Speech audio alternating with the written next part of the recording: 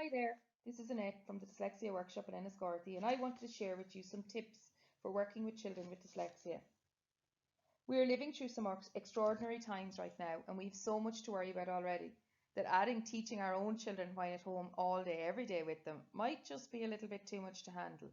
So, how can we cope? I have a few ideas and tips that might help you. If you need any more help or information, you can contact us, and we would be happy to help in any way we can. The first thing to say is that many children with dyslexia are visual learners. This means they learn by seeing. They learn best by watching movies, drawing pictures, using charts, using colours, using diagrams and mind maps, and by using post-it notes to make things visual and easier to remember.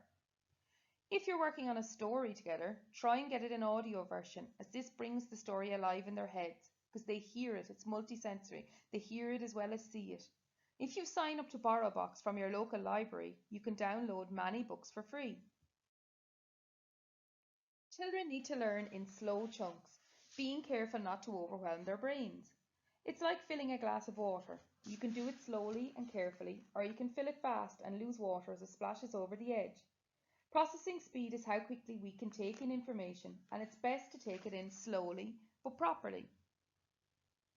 So take your time and don't try to do too much. Like the hare and the tortoise taught us, slow and steady wins the race. A little bit of work more frequently is better than one long session. Many children with dyslexia are very creative, and this helps make their work so much more interesting. Remember, being interesting is so much more important than having everything spelled correctly, so don't worry too much about those spellings just yet. They're right brain thinkers. This is why spellings get lost sometimes, as they have further to travel in the brain to the language centre.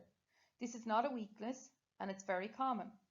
Give your child time to process and to think about answers before they answer you, as trying to rush through work slows the language even more. Having a great imagination is a fantastic talent in so many ways and makes your work that you produce have a creative flair that others will never be able to match. But having a great imagination also means that you create different problems and you make them huge in your head because you imagine a problem for every solution. Try and help your children with this by reassuring them that we can only live in this very moment and all we must control or enjoy is right now, this very moment. Remember that we talk to nobody more than we talk to ourselves, especially these days. So be kind. In your head, don't spend time thinking about what you can't do, but focus on what you can do and how you can do a little bit more each day and teach your child to do the same.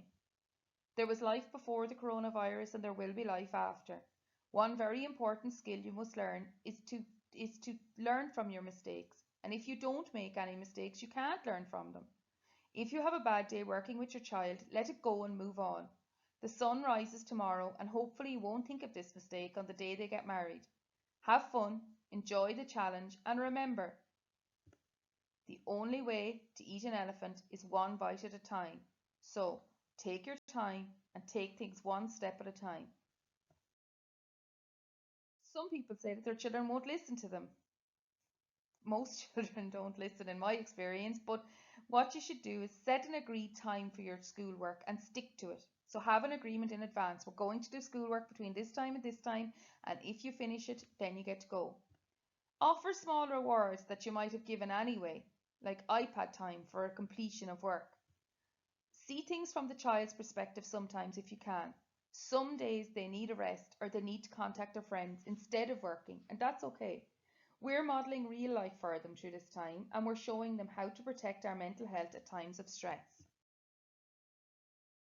Some children won't sit down. Sometimes children need to move to learn, and it might be good to let them sit on a yoga ball. They can learn and get movement at the same time. And does it really matter if they're moving as long as they're learning? Make learning active. Use real life in maths, like weighing ingredients to practice weight or playing shop to practice money. Give regular movement breaks. Let the child see that activities end, especially ones that they don't like. So you might need to use a timer so that they can see time passing, and when time is up, it's up. If we've agreed it in advance, the time is up whether the activity is finished or not, we're finished. Some children need a visual symbol to help them see what's coming next. This gives them a sense of routine and reassures them that all is going well and we're making progress. What about if your child doesn't understand the work?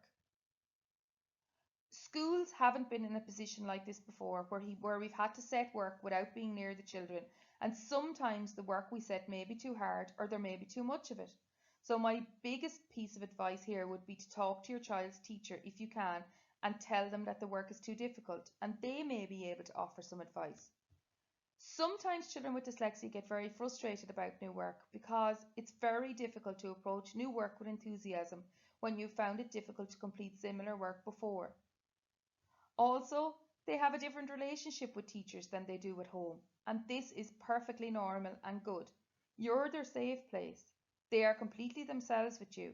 In school, they somehow fit the system because their peers are there, and that brings unspoken boundaries.